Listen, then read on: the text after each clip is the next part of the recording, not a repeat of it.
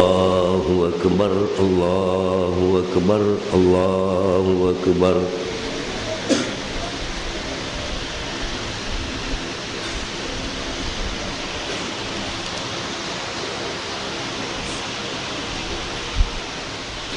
Allahu Akbar, Allahu Akbar.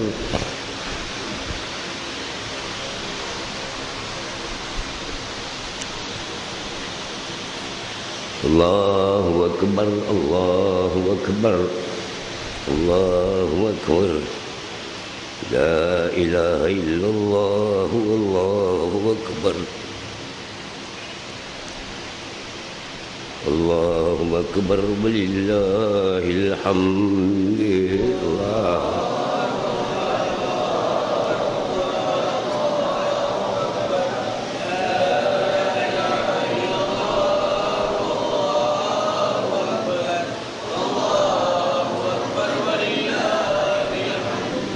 Allahu Akbar, Allahu Akbar, Allahu Akbar. La ilaha illallah, Allahu Akbar. Allahu Akbar, walillahil hamd.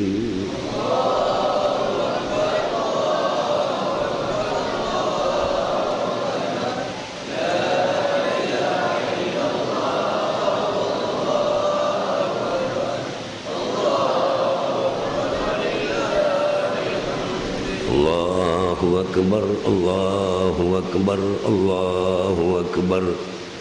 Kabira walhamdulillahi kathira wa subhanallahi bukratan wa asila.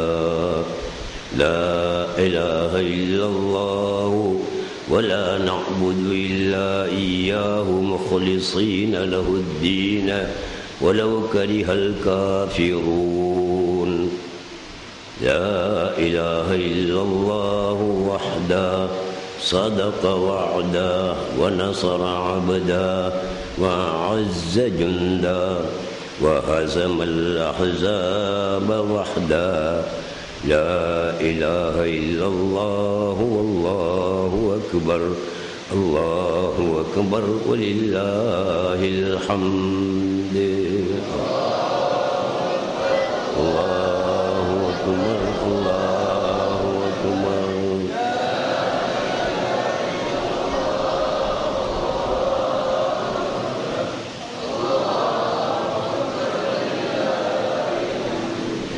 Alhamdulillahi Rabbil Alamin wal aqibatu lil muttaqin wassalatu wassalamu ala sayyidina Muhammadin ashrafil mursalin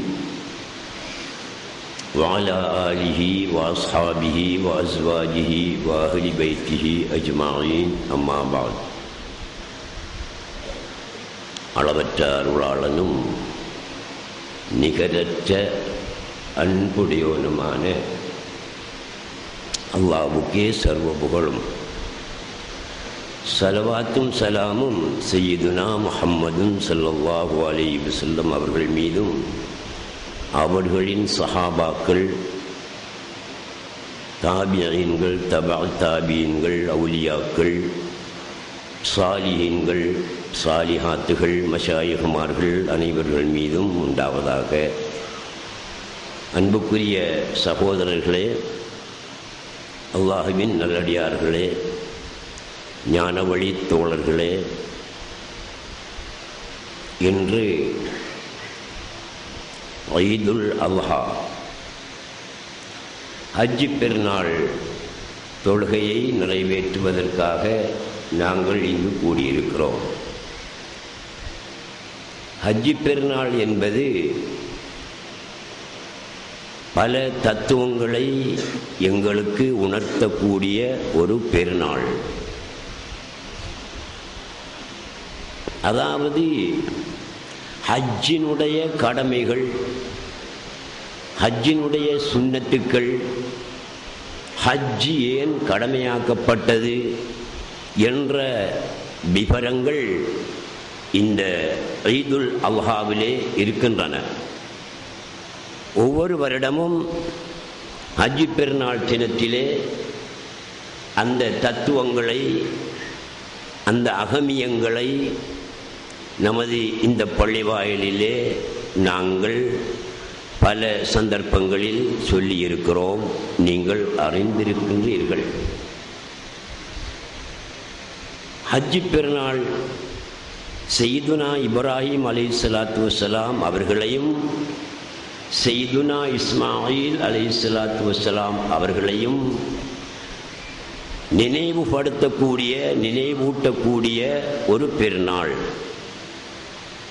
Ibrahim அலைஹிஸ்ஸலாத்து வஸ்ஸலாம் தங்களுடைய மகன் இஸ்மாயில் அலைஹிஸ்ஸலாத்து வஸ்ஸலாம் அவர்களை அறுப்பதற்காக அழைத்து சென்று அல்லாஹ் சுப்ஹானஹு வ தஆலா அதற்கு பதிலாக சுவர்க்கத்திலிருந்து ஆடு ஒன்றை கொடுத்து உல்ஹியாவாக அறுத்து பலியிட்ட ஒரு சம்பவத்தையும் நாங்கள் இந்த பெருநாளிலே நினைவுபடுத்துகிறோம். ஒவ்வொரு பெருநாள் தொழுகையின் போதும் ஏன் புதிய உடை உடுக்க வேண்டும், ஏன் குளித்து வர வேண்டும், பெருநாள் தொழுகையிலே முதலாவது ரக்காத்தில் 7 தரமும் இரண்டாவது ரக்காத்தில் 5 தரமும் ஏன் தக்பீர் கட்ட வேண்டும் என்ற அதனுடைய பின்னணிகளை, அதனுடைய தத்துவங்களை, அதனுடைய அகமியங்களை கடந்த காலங்களிலே நாங்கள் உங்களுக்கு விவரமாக சொல்லியிருக்கிறோம். நீங்களும் நன்றாக அறிந்திருக்கின்றீர்கள். ஆகையினால் நீங்கள் ஏற்கனவே கேட்ட செய்திகளையும் அறிந்த செய்திகளையும் இந்த இடத்திலே சொல்லாமல் வேறு சில விஷயங்களை உங்கள் மத்தியிலே நான் சொல்லலாமென விரும்புகிறேன். அல்லாஹ் சுப்ஹானஹு வ தஆலா திருக்குர்ஆனில்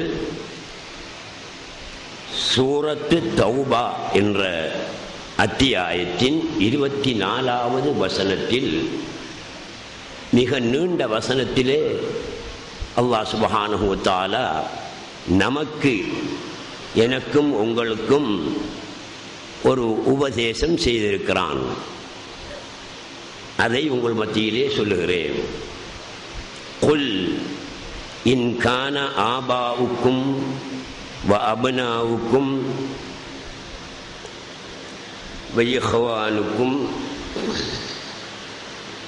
வ அஸ்வாஜுக்கும் வ அஷீரத்துக்கும் வ அம்வாலு இக்தரஃப்துமூஹா வ திஜாரத்துன் தக்ஷௌன கஸாதஹா வ மசாகினு தர்லவுனஹா அஹப்ப இலைக்கும் மினல்லாஹி வ ரசூலிஹி வ ஜிஹாதின் ஃபீ சபீலிஹி ஃபதரப்பஸூ ஹத்தா யஅதியல்லாஹு பிஅம்ரி வல்லாஹு லா யஹ்தில் கௌமல் ஃபாஸிகீன். இதுதான் அந்த 24வது வசனம். இதில் அல்லாஹ் சுப்ஹானஹு வ தஆலா எங்களுக்கு என்ன சொல்கிறான் என்பதை நீங்கள் தெரிந்து கொள்ள வேண்டும். குல் முஹம்மதே, ரசூலுல்லாவே, நீங்கள் மக்களுக்கு சொல்லுங்கள்.